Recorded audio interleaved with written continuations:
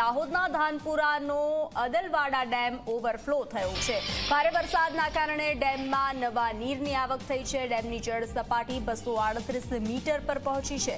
ડેમના અદ્ભુત દ્રશ્યો સામે આવ્યા છે। ડેમનું પાણી નળેશ્વર નદીમાં છોડવામાં આવશે। તો નદી નાળા જે રીતે છલકાઈ રહ્યા છે, સિસ્ટમ સક્રિય છે, ભારે વરસાદ રાજ્યમાં નોંધાઈ રહ્યો છે, ત્યારે દાહોદ ધાનપુરાનો અદલવાડા ડેમ ઓવરફ્લો થયો છે। પાણીની આવક નોંધાઈ છે। ભારે વરસાદના કારણે ડેમમાં નવા નીરની આવક થઈ છે। ડેમની જળ સપાટી 238 મીટર પર પહોંચી છે। તો ડેમના અદ્ભુત દ્રશ્યો કેમેરામાં કેદ થયા છે। આ આકાશી દ્રશ્યો ડેમના સામે આવ્યા છે।